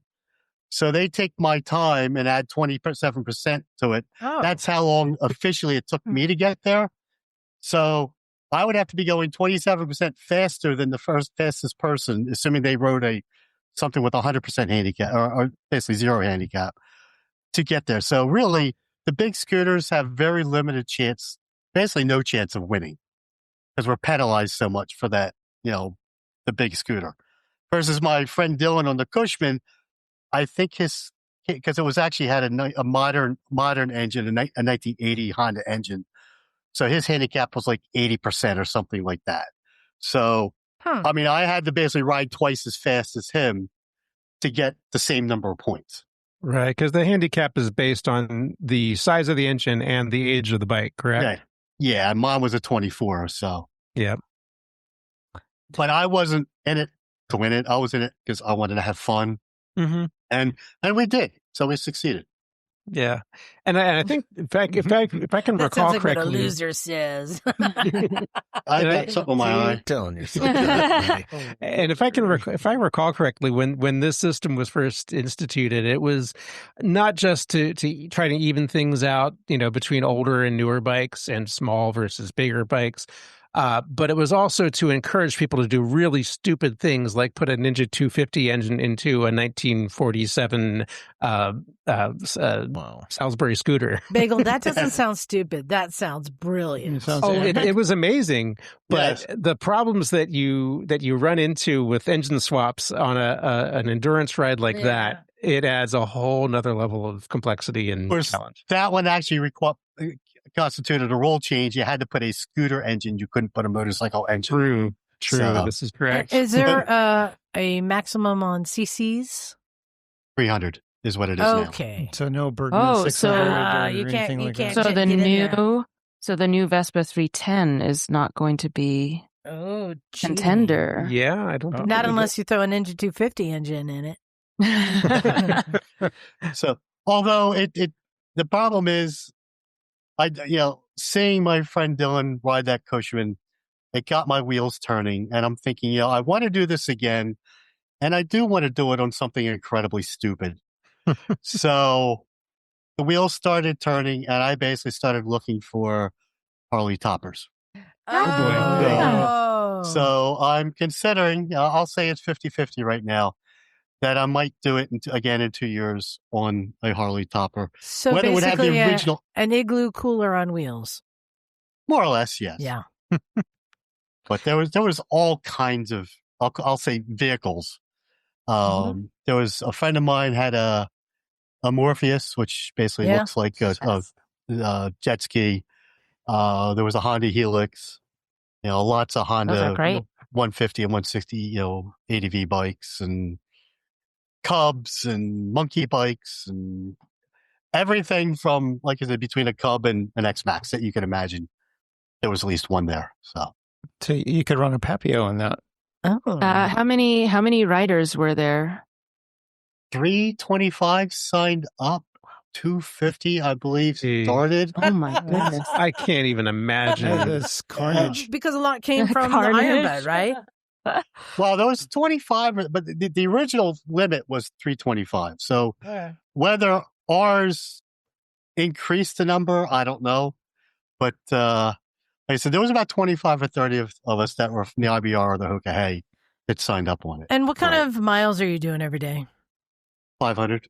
400 to Ooh. 500. Yeah, that's some serious monkey butt right Can there. we just go ahead and get Scotty entered in this next year? Yeah.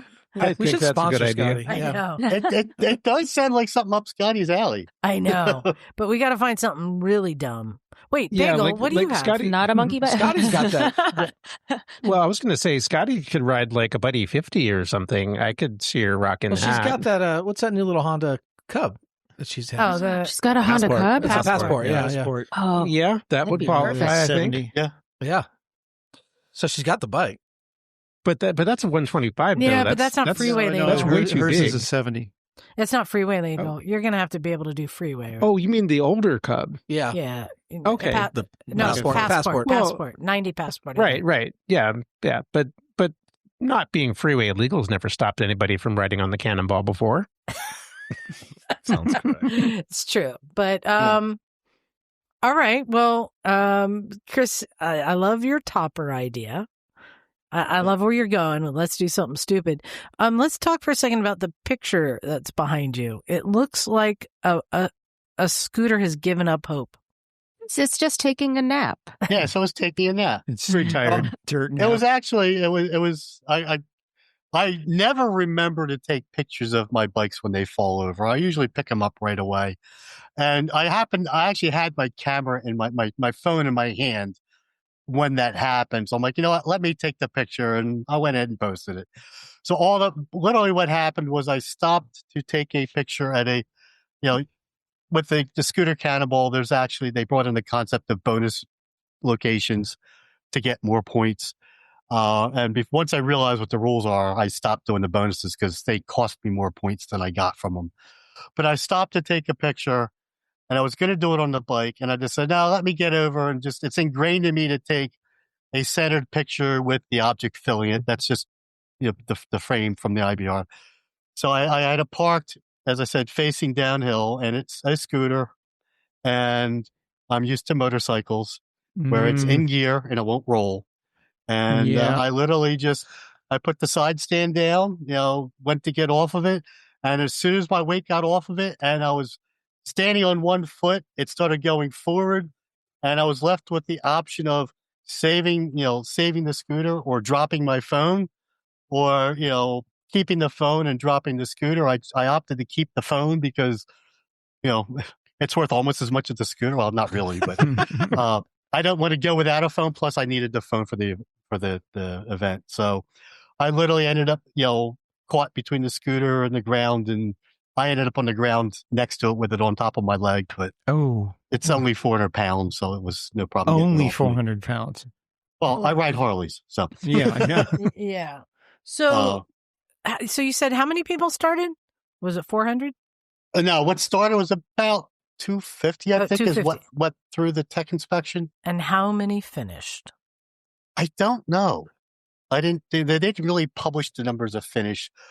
I know there's quite a few dropped out for one reason or another, bikes breaking down, wrecks. I'll say maybe 200 finished. Huh? Ballparkish. I mean, a large number did. And in your opinion, what was I'm trying to use a polite phrase. I want to say the dumbest bike, but not dumbest, but like the most unlikely. The most, yeah. Like, I can't believe you're doing it on this. What was the bike? That's easy.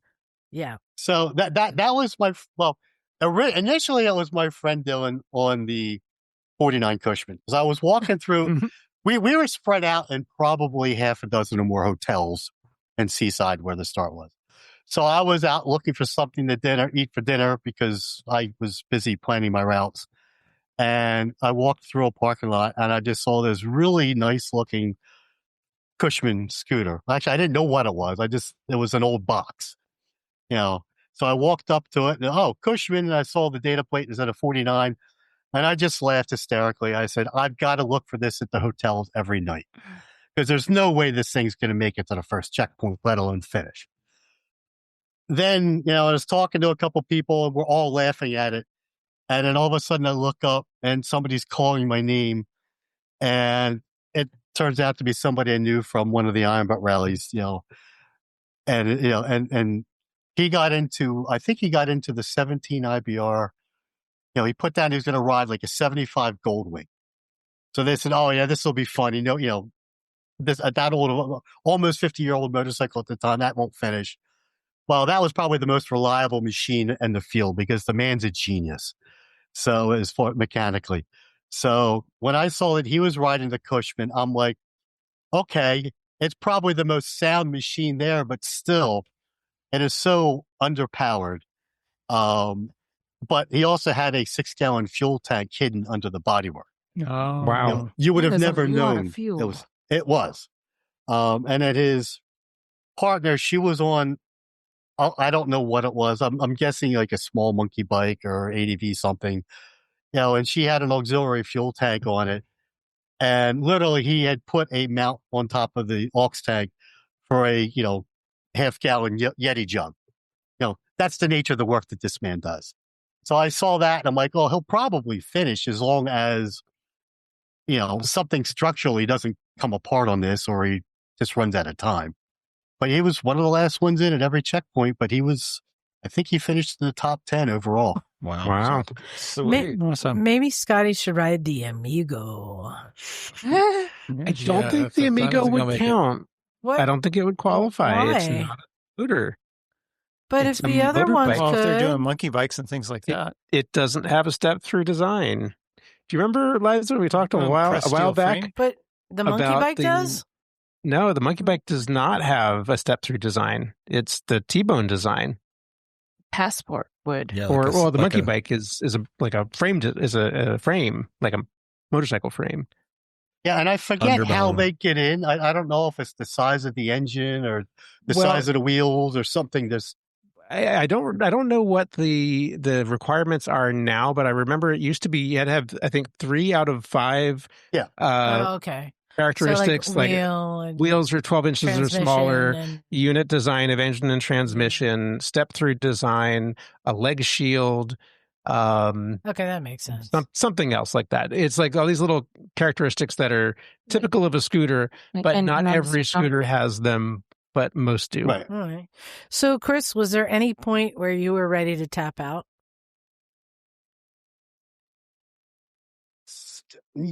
I wouldn't say tapped out, but there was a low point.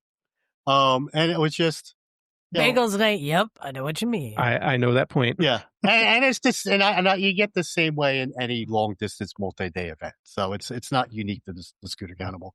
One of the days, so when we started in Seaside, it was like 30 and 40 degrees in the mornings. We'll warm up to sometimes 70. And then obviously as we got closer to Texas, we get warmer. And we ended up going through Santa Fe. No, it wasn't Santa. Tucson.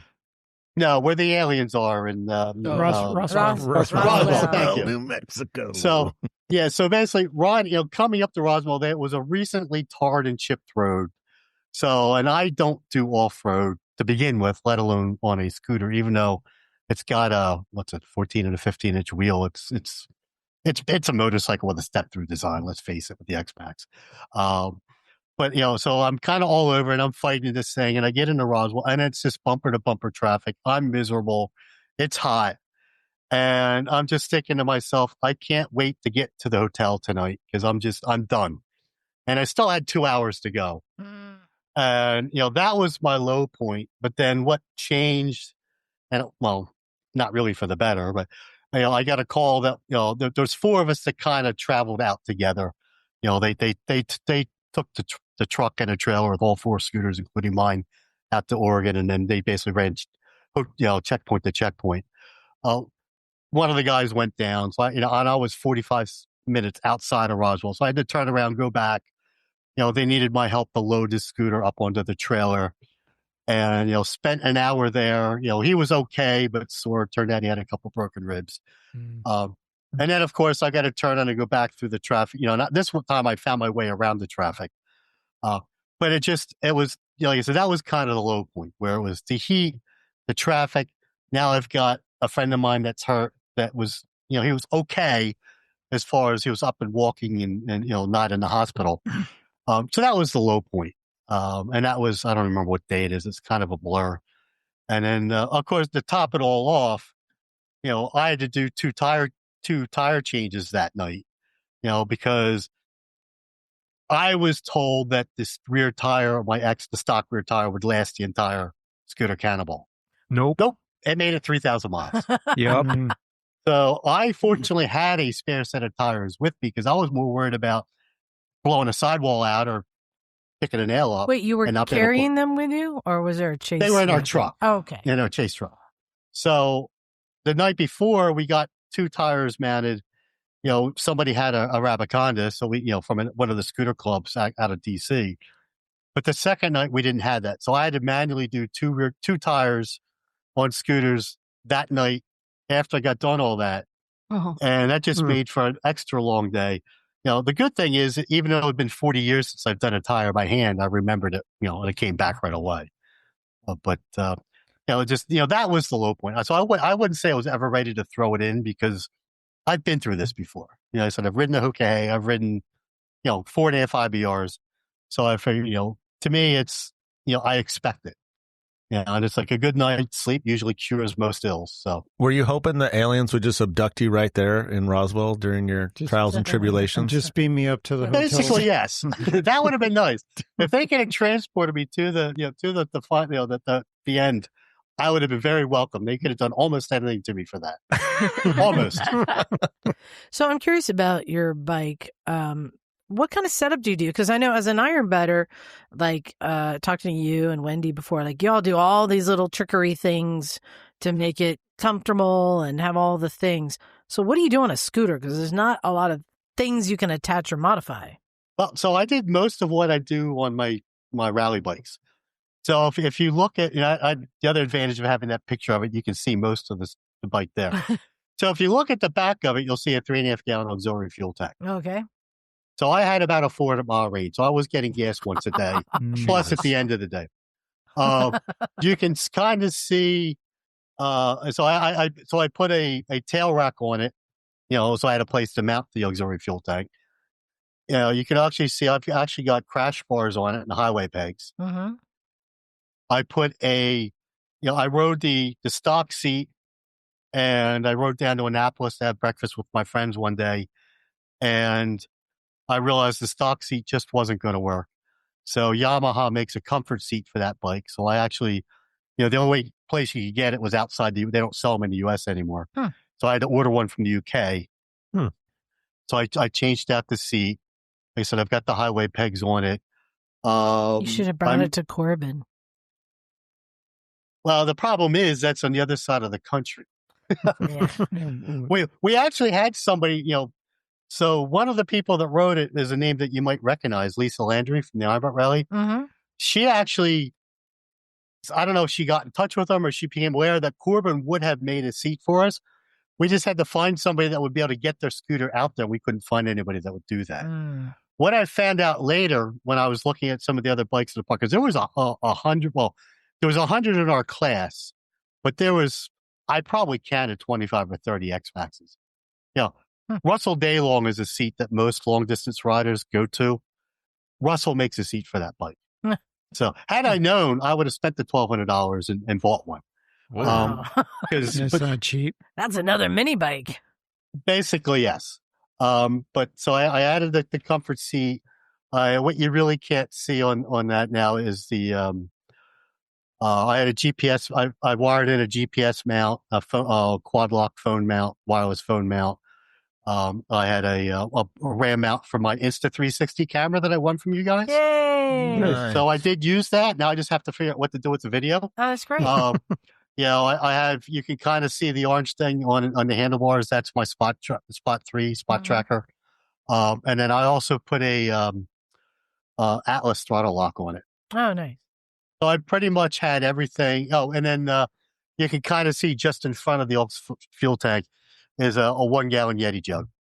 So I had cold water with me every day. Did you use a catheter? Nope, I don't do that. No motor mixed friend. Some do. I know some do. Yeah. And I value getting off the bike and stretching my legs. Yeah. Again, it's balancing your liquid intake. It's not that I'm stopping that often. It's just, I usually had to stop for gas. I usually had to stop and get something to eat during the day anyway. So how did the scooter Cannonball compare to the Iron Butt Rally?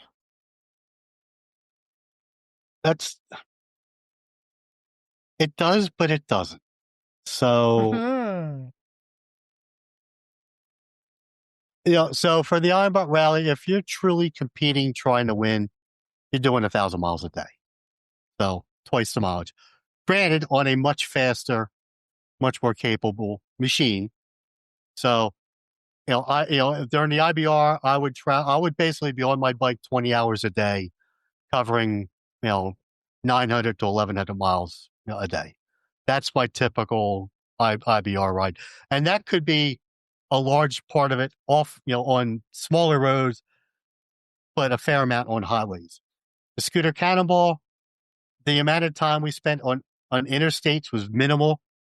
It was either, the last 5 miles to get to your hotel just because that was the only route, or that's the route my GPS picked, or, the only way to get across a bridge, to get across a body of water or some other thing is to get on a highway because the U.S. route was rerouted 50 years ago onto the highway. So the amount of interstate miles that we rode were minimal. Plus, obviously, very few bikes can do those speeds. I think, basically the larger ones are the only ones that could do it. I mean, my X-Max will do 85 miles an hour. Yeah. So which one do you prefer now? Well, I like riding full-size motorcycles. So, like I said, as far as comparing the two, for the IBR, it's how many, it is strategic in the IBR, but it's more strategic in the scooter Cannonball in that you have to look hard at each bonus location, because a bonus location might be, 100 points.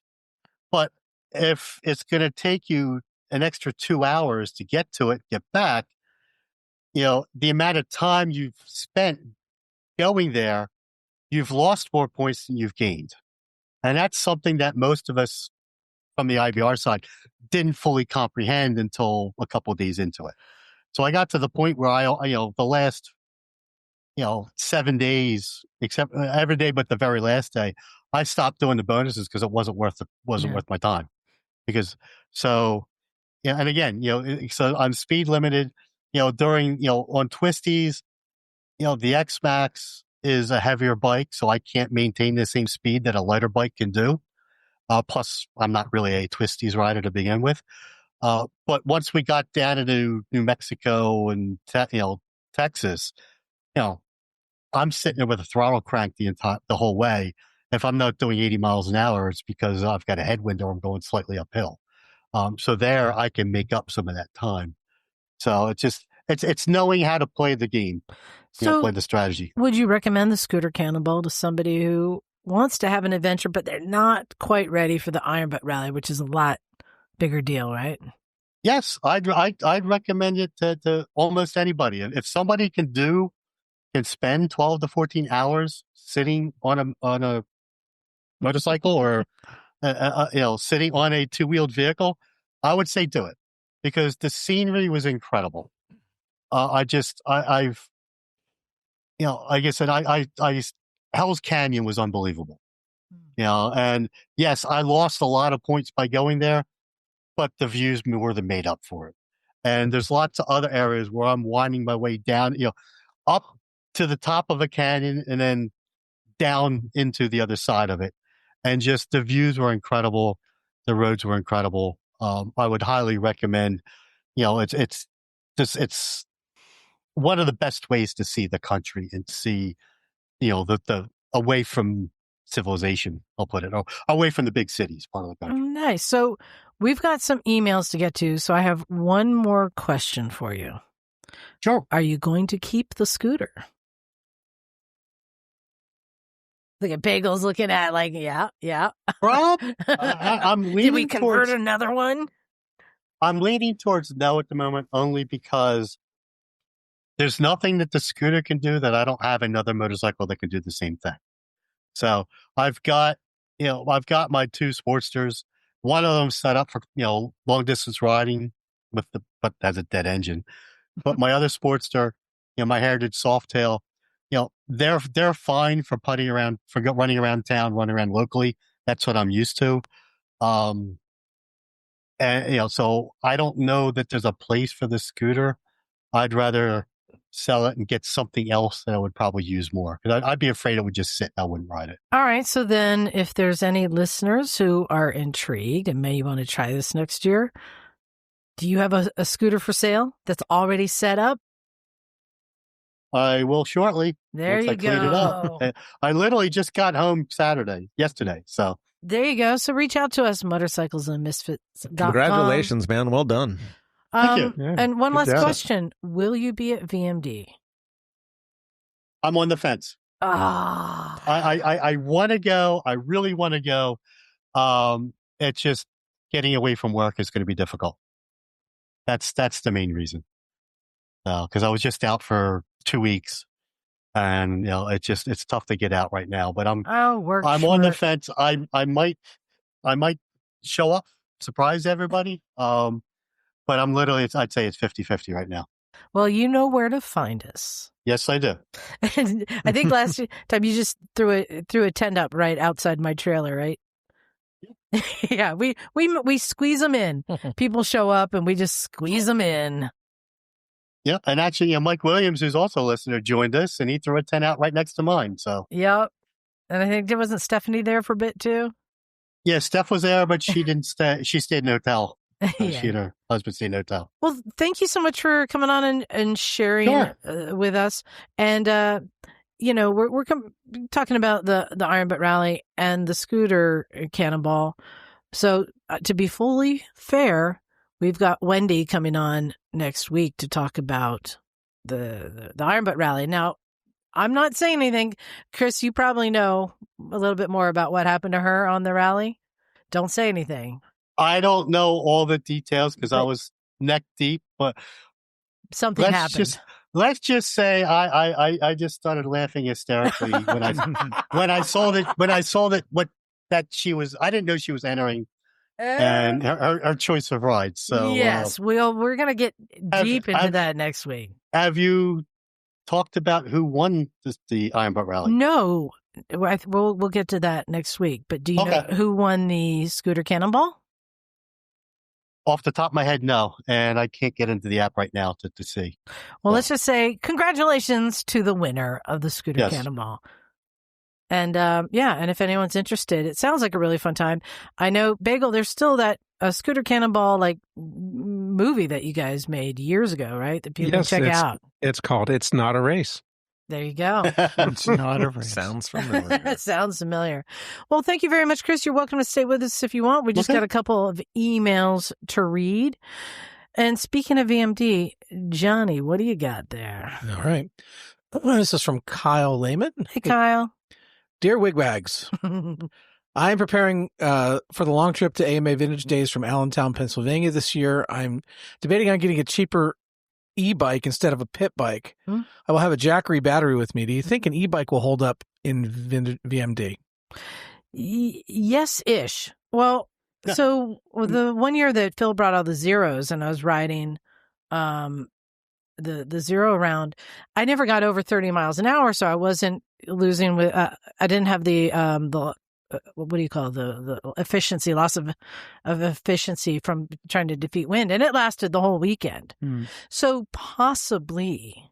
Well, but that's a much bigger battery. I say don't do it. You're going to get 2 laps in the barrel races. You're going to go back in the woods of the hill climb, and then you're out of battery. and where are you going to recharge it, though? He said he had a Jackery, so he can recharge it. I don't think a Jackery has enough amp hours. Unless he's got the big one. You need a 2-stroke something. I know places you can recharge. I have secret places. But I'm not telling. Secret ports. So going on. Yeah. To answer Knox's question about the motorcycle racing simulator, it has a huge screen. Having a VR headset would make it even better. I'd love to hear Knox's experience with electric versus gas pit bikes. I'm starting to see them come down in price. For used ones, around $2,000 here in PA. I hope they do the pit bike races again this year at VMD. And then what other motorcycle podcasts do you listen to? I just found MotoHop and Brap Talk. Yeah, the MotoHop crew is usually hanging with us at VMD also. I was going back to, if you're going to be doing the barrel racing, then maybe, as Jake said, maybe not the e-bike. But who else do we listen to? Well, I mean, Cleveland Moto, of course. Yeah, Cleveland Moto. I listen to Revzilla. I like their Common Tread. I like their podcast. Yeah, we got our friend Ted at Motorcycle Man, and we got our friends. That's the thing. There's just so many. MotoGP. Yeah. Yeah. Pete's. MotoGP's. What's it called? Noco Moto. Yeah, Noco Moto. Yeah, Noco Moto. They're all different. They're all fun. So I mean, there's a lot out there. So try them all. That's what I say. But I think we're us and the Cleveland Moto. We're the biggest idiots who have the most fun. So I'll stand tall with that one. Well, we're definitely the biggest idiots. That's for sure. No, I think they vie for they're pretty that. big idiots too. Yeah. Well, combined, together. Neal, do you have an email? Yes, I do. So this email is from Ian Vennick. Hey, Ian. Hello, lovelies. Like y'all, I've been watching Harley prices fluctuate wildly for the past 5 years. The used market's perceived values versus the actual dealership trade-in values are way, way off. And their product development and engineering has been steadily losing ground over the decades, to put it kindly. Despite a laundry list of sins, Harley enjoys an interesting place in American culture, which is why some of us who know better keep shopping for them used online. So, while scouring Craigslist late last one night, I saw a purple spray bomb Sportster pieces on the floor of a barn in the barter section. Ooh. 58 emails later, I was able to buy the 1993 883 Hugger for $500 off the barn floor. Sweet. There you go. Wow. My favorite part is I've only owned it for about 2 hours. I drove the bike one town west and sold it off the truck for $1,250. Nice. Turn and burn, baby. Yeah. Sweet. The fellow said he was going to make a dirtster out of it. Nice. So I was relieved to arrive back home and not own a Harley Davidson. Wow. That was a close, Brilliant. that was a close call. Yes, I know. Yeah. I ended up with one. Yeah. And now And it's that time was to, $700 extra. Yes, that's right. Now it's time to buy a third TW200. Yeah. That's some serious logic here. I like it. All right. Thanks, Ian. Thanks, Ian. All right, Yeah. Jake, what do you got there? All right. Six Bike Garage. Yes. We know Six Bike Yes. Garage. We've heard from Six Bike Garage. This email is titled Approaching D-1. Ooh. Yeah. Ooh. Don't get too close now. I emailed you last week to share a bit about my 74 RD200A. Right. That's a VMD bike right there. And my recent adventure taking it over the mountains. I didn't mention it in the email, but it has occasionally found a false neutral between third and fourth gear. Yes. In my trip over the mountains, this happened a little more frequently, maybe a half dozen times over the course of the ride. And disturbingly, in the last hour of the ride, it just randomly slipped into this false neutral twice while under power. When I got back to Seattle, I started looking for a potential transmission and other parts as I intend for this to be a forever bike. What I found was a complete bike with a title, though in a somewhat disassembled state. The price was too good to pass up. Of course, this meant telling my wife that my, in quotes, six bike garage was getting a 9th resident. They're like pets. I'm not Triples. great at, I'll be honest, I'm not great at math, but something there ain't right. You just stack them vertically. You know? Yes. Okay. Anyways, fortunately, she is not only lovely, she is also tolerant and understanding. Yay. More on those another time. For now, I have to play a little bit of motorcycle Tetris. Six Bike Garage wonders if we have thoughts on the transmission issues with the RD. I'm not hearing any noise whatsoever when the issues arise. There isn't a clunk or anything when it slips out of gear, just an unexpected loss of power and a rev spike. Not sure if the issue is most likely a worn dog on a gear or something else. Cheers, Jason in Seattle. Funny enough, I had an RD200 at 8 second gear. So I'd have to go from first to third. So I think the transmissions on those. Yeah. So Something. I would say the dogs of shifting have shuffled off their mortal coil. Yeah. I mean, hopefully it's not splitting the cases, but maybe No, it is it getting is. it. Yeah. You got to split the But cases. it's not that Yeah. hard to split on those kind It's of a bikes. two-stroke. I know very little bit about this. I've only rebuilt one transmission, but what I do know is you do get bearings and just parts that wear out, and sometimes it's something that might even be able to be tightened up. I don't even know how to describe it. I know on my old Honda 185, I think you could tighten something up that got it. How do you describe? Got it more aligned? You're talking about the shifting drum? Or Yeah, something like that. Shifting So fork? it's possible you might be able to Yeah, but if it's adjust, but if it's popping out of gear, it means that the dogs may have worn off a slope. yeah, exactly. And And you're not going to find the parts. Probably not. So buy another bike like we just heard. you never know. Yeah. There might be some new old You know where you stock. can find them at? Vintage motorcycle days. Well, there's Yeah, that. I know. True. I would just hook a bungee cord up to the shift lever just to keep it always pressing. And tied to the handle. Well, Yeah. no, you don't want to do that because that makes the shifting fork wear on the dog. Anyway, yeah, with the old bikes, it's you put up with these quirks as long as you can until it's quirk no more. Yeah, if you have an English bike, you have a box full of neutrals. But I would say not a bad engine to pull apart and see. It's not that complicated. It's not that hard. Yeah. I would get in there and do an inspection. Maybe it's something that you could shim.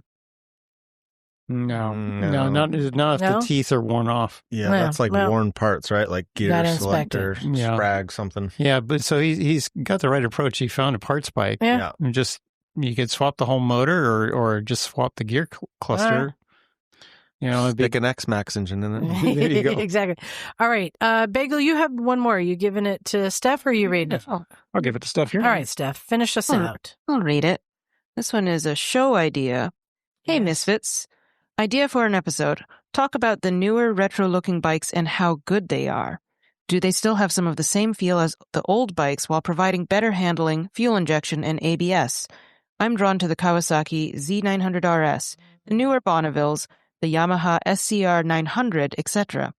Honda also had a CB 1100 a few years back, and there are Royal Enfield retro models. Thanks. Drew from Wisconsin. Is technically a Vespa a retro style bike? Maybe the GTV? Yeah, Aren't they all? I mean, GTV, GTS, I mean, they are technically retro styled. It's the same step through iconic Vespa design, just in a different modern packaging. And massive. I've been different noticing proportions. there are a lot of really cool retro bikes. I mean, look at the R9T. Yeah. There's a lot yeah. of bikes that are really cool. In fact, John, I had one. Yeah. I'm going to be gone in a couple of weeks at VMD. Maybe this would be a good topic for y'all to talk about. Perhaps, yes. That, you know what that gives us? That gives us a week for people to send in their favorite retro models and why. Good idea. Neo retro nouveau. Yeah. Yeah, so we want to hear from you guys. What are the retro style models that you like? And I'm even going to say a Sportster count. Yeah, I know. Well, and I think the Sportster counts as much as a Vespa at this point. You have retros like. So what is the cutoff point between old style and new? Well, I was going to say you get retro, like the GB 500 is a retro. Yeah, I guess the new Triumph Bonneville would be considered retro. Yeah. Yeah. So we want to hear from you. What are your favorites? What are the things that you like? I mean, Royal Enfields. Yeah. Mm-hmm. Yeah. Is it a retro if it's never changed? Janice? So Janice a retro? Yeah. I think so, yeah. I think, you know what? I think, John, you have a big topic here about just that debate.